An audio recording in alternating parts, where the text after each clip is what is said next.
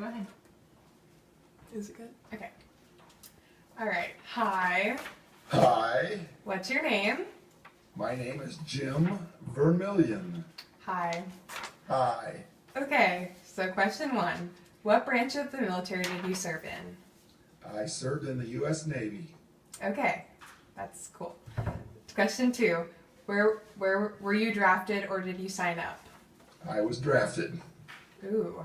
How did that feel? I was drafted into the Army, and then I decided I wanted to go in the Navy, and because I scored high enough on my test scores, I was able to get in the Navy. Interesting.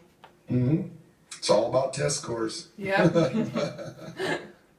What was your rank? E4. What does I that was a- mean? I was a Naval Petty Officer, 3rd class. Fancy.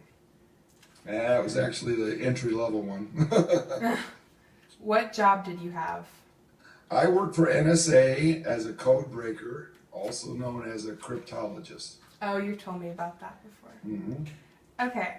Where were you stationed and how long did you serve? I served for almost 4 years. I was stationed in Pensacola, Florida for school. And from there I went to the Philippines. And I spent a year and a half in the Philippines. And after that I was stationed in Panama, the Republic of Panama. Cool.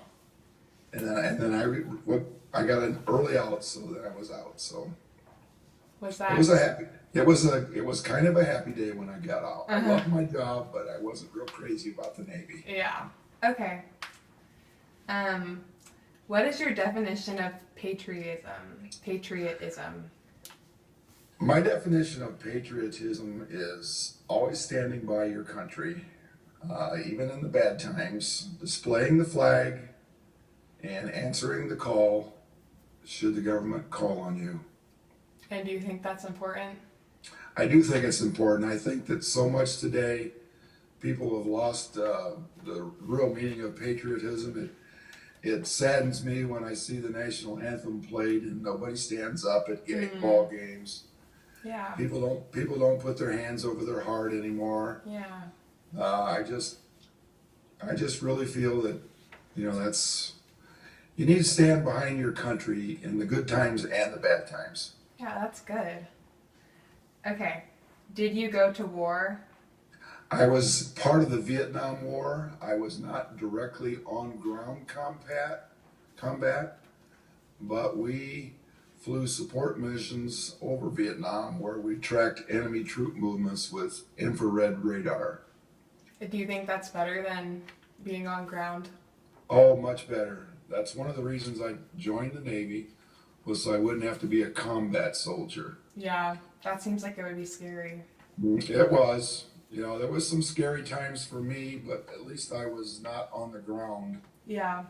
actually pointing a rifle at somebody. Uh-huh. What personal stories or experiences can you share that happened to you or someone close to you? Well, other than the times when I was afraid, and anybody who actually did go to war was afraid. Yeah, Those that makes I sense. tell you, they probably didn't go to war. But the personal experiences that I enjoyed the most about serving in the United States Navy was the patriotism that I felt wearing the uniform, the experiences I got, the travel. Oh, yeah. Just seeing new things and being part of the Navy was a great honor. That's cool. Thank you. How did war on your time in the military change you? Well, I think it changed me to realize that war needs to be the last solution. So often today, some people are quick to want to, rattle the saber, so to speak. Much like Vladimir Putin of the Russian Republic. War is not fun. It's very destructive. People's lives are changed forever. Yeah. And it really truly is not a pleasant thing, and it should only be used as a last resort. Yeah. What do you think would be a better way to solve problems like that? Well, I think if men especially could, swallow their pride and their stubbornness That a makes little sense. bit and not be so quick to jump to conclusions, search and seek out all possible methods of settling a dispute besides, firing weapons at each other. Yeah. I think diplomacy has to be used to the full extent and all diplomatic means exhausted before Yeah. we start shooting at each other. Yeah, that's true. That makes sense. Oh, this one. During your service, can you recall times that you were afraid? Yes, You definitely. just told me that. Yeah, definitely.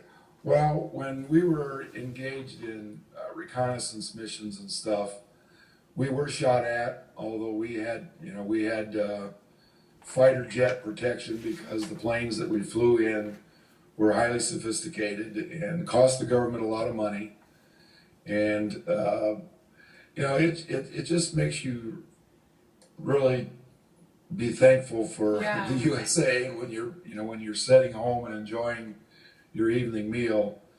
A lot of people, especially those serving in the military, men and women, they don't have that luxury. Yeah.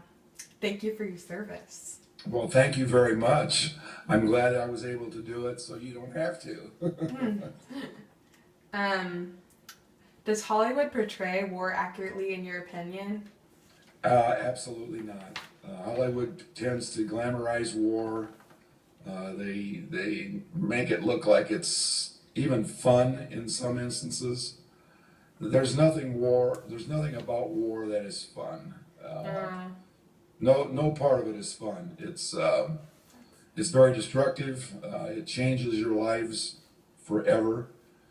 There are good experiences, but bad experiences they weigh heavy on a person.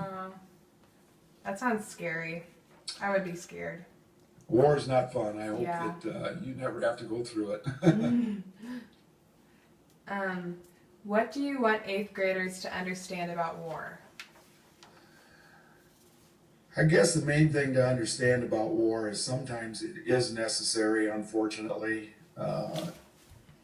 Just move forward and try to solve problems without going to war. Exhaust all diplomatic channels. Other than that, it's not a fun experience, I Yeah. guess. It doesn't sound fun.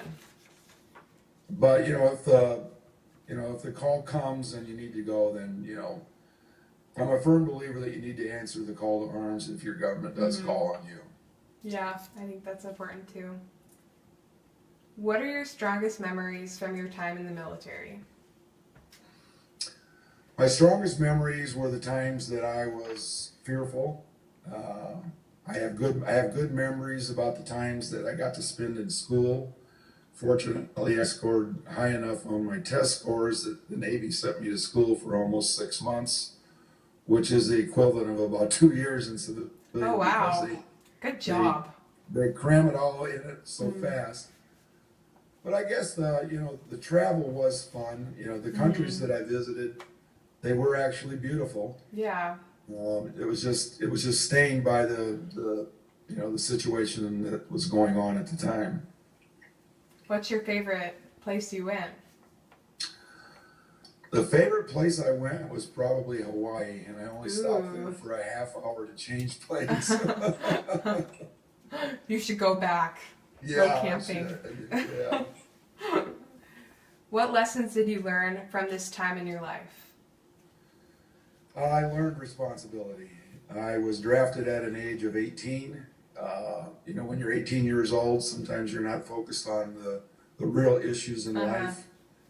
And the one thing that the military does teach you is, responsibility, self-preservation is a big one.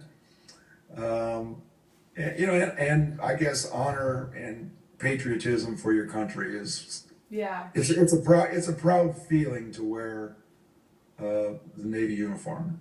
That's interesting. Okay. What is your opinion of recent world events and the United States military involvement in them? Well, I feel that the military involvement in places like Afghanistan and Iraq and now Syria, the troops, the men and women out on the front lines are not allowed to fight to win. And that was one of the biggest mistakes that was made in the Vietnam War. You know, some 59,000 men were slaughtered over there, and it was a chess game. We weren't really allowed to fight to win. And I feel that's what's going on today. It's more of a political it's more of a political basketball game, and our politicians are not worrying enough about the men and women that are out on the lines, and their hands are tied. They're not allowed to actually go in there and get the job done. It has to be fought in pieces, and you can't win any conflict doing it that way. And that's the reason we're not winning today, in my opinion. So you think that the wars that are going on today are lasting too long? They're lasting too long, and the generals and the admirals that are leading the troops are not allowed to utilize their full experience to actually win the war. It's like we'll advance a little bit this week, but then we'll retreat. It's almost as if there's a desire somewhere in the political machine to keep a war going for the sake of money. War is a money-making proposition for contractors that build tanks, weapons, bullets. I didn't know that. I think too much money is made off of war, at the sacrifice of young men and women. Yeah. And the troops are just not allowed to fight to win. It's like we're fighting to keep the war going and not fighting to actually win it. Wow. That's been going on since the 60s, and I think it's going on today. We don't fight wars decisively and use our strength to end the war quickly. It's like there's a desire to keep the conflict going for the economic benefits. That sounds wrong. It is wrong, and it's been going on for a long time. Yeah. Okay, well, that's my interview. Well, thank you very much, Anna. Thank you for answering all those questions, and thank you for your service. I hope I did a good job, and if there's any prizes, I hope you win them. That would be 100. Yeah, that's right. Well, I don't know if we'll get 100, but we'll try. Thank you. Let me know if the recording came out all right. All right.